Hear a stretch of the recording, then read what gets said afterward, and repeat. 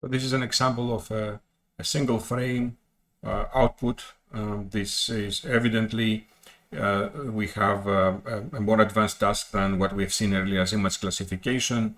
When we looked at the convolutional neural networks, there was a video over there what we have sort of treated the cats and dogs kind of image classification problem. And over here we see what we were dealing with here. We are going to not only classify the class that it is shown, and as well also, of course, produce the confidence interval, some confidence about the prediction, but also position a bounding box around that kind of class. That bounding box should be as tight as possible as it can be, and that is basically the task, which is also known as localization, because we are effectively locating the object in the frame. And I think it's instructive also to see from another kind of perspective a video. In this video over here, we see exactly the same thing, but one frame is processed after another, and we can actually notice a couple of things. First of all, what we notice is that we have some kind of flickering going on, and this is the flickering that we actually observe is because we do not implement in this setting yet something that we'll see a bit later called tracking, and also comes in the name of probabilistic reasoning over time. And the second thing actually we notice is that in one frame potentially the object will appear and it will be localized and everything is fine, and in the second frame, in a subsequent frame, it will disappear. And both of these will actually be addressed by that kind of tracking mechanism we'll be introducing. But this goes to show the sort of reflexive nature of this type of neural networks that we will be dealing with. They have this kind of a property where in one, just like our reflexes, in one instance they are doing their job right, and in the subsequent instance some random sort of fluctuation of light potentially may happen, and then they just don't detect the object in a subsequent frame. All right, so that's basically a good way to actually to show the object detection task. But I want to proceed a little bit further now and actually discuss some other additional tasks that we actually see under the headline of scene understanding. The second task, which is more complicated than just placing a bounding box, is the so-called semantic segmentation. And in the semantic segmentation task, the bounding box will take the form of a polygon. And our job over here is to trace the shape of the object with that kind of polygon. And now you may ask why we need actually to do that.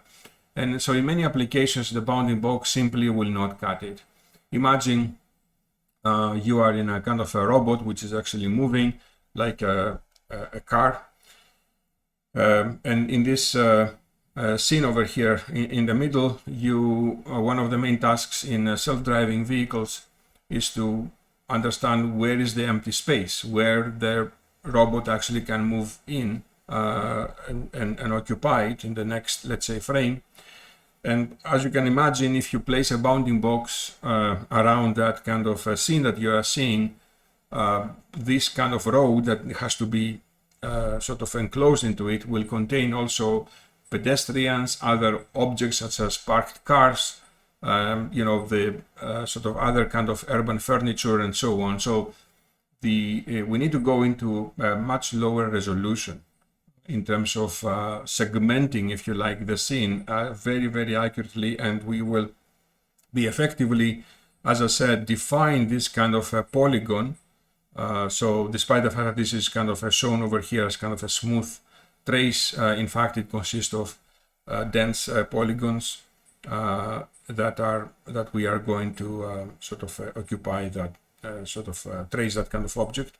In other applications, obviously in the medical applications, you can see here, we definitely need to avoid having the bounding box there, instead using this kind of semantic segmentation to very accurately trace, let's say, a malignant kind of cell from some other matter in our imaging. And so many applications require that kind of semantic segmentation.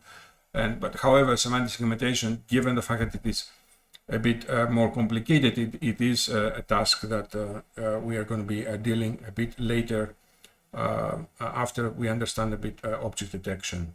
Another task that we are going to deal with is this instance segmentation.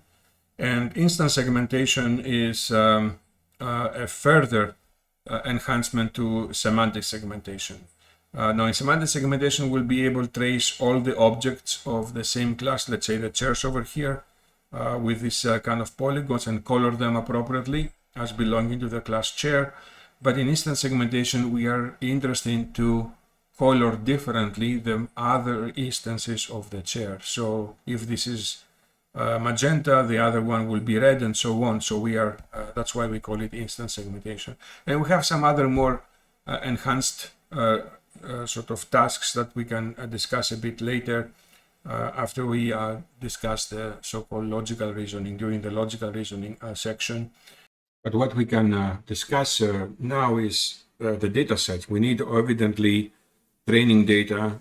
This means we need data that contain, if you like, an image, and on top of that kind of image, we have traced objects such as the chair over here or the laptop and so on, to be able to train our algorithms to implement, let's say, the semantic segmentation task. So one of the main data sets that appeared several years ago and still remains to this day, and one of the main data sets that we are using to benchmark this type of algorithms is the so-called Microsoft COCO dataset.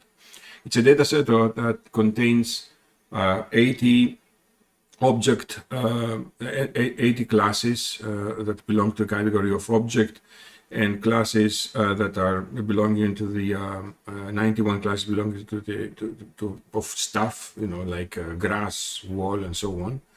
And some of these, mainly we will be dealing with these 80 object classes as examples for implementation. And I think it's worthwhile going and spending a couple of minutes on this kind of site, the link of which you can find on your course notes, just to experiment a little bit with and actually understand what it can offer to us. All right, so we have, let's say, out of the 300,000 images that it contains, here we are able to filter images that are containing the class car and person, so you can see that there are around 88,000 images of that. So this is for semantic segmentation, but evidently we are out of semantic segmentation. We are able, out of these polygons traces, we're able to get bounding boxes fairly easily with a simple geometric kind of algorithm to produce the bounding box out of that kind of, that encloses tightly this kind of polygon. So either we have polygons or bounding boxes for object detection. We can actually do the same thing. All right, so this is the example of images that we can see, and we can also see that we have descriptions of that image, and these are descriptions that actual humans, annotators, have produced to try to describe that kind of image. And this will actually be very, very useful a bit later after we have gone through the natural language processing discussion. And then at some point we will start synthesizing and bringing together object detection, computer vision and natural language processing. So this is, I will call it the classes, boxes that can filter the specific classes present in this image. Okay, now if we go to tasks, on the other hand, you can actually see some more other tasks that it can actually make use of this data set. One task I think I want to stay a little bit further on is the so-called key point detection task, and their extraction of key points in many instances it's a key requirement. For example, when you are designing algorithms for, let's say, self-driving cars, these robots moving into, let's say, the road, and suddenly they come across a pedestrian, it's quite different to as far as decision making is concerned. If the pedestrian is just standing waiting for the car to pass, to cross the zebra crossing, or to move into to have a pose that it will indicate some form of movement. And so predicting, if you like, the sort of some of these key points of the classes of certain classes, let's say the person class, is kind of quite important to understand exactly the mobility state of that object and decide accordingly. There are certain other tasks also that I think it's worth mentioning, more specifically the panoptic segmentation task. And this definitely make uses of all of the classes that we have available, both the object and the staff classes in that kind of data set.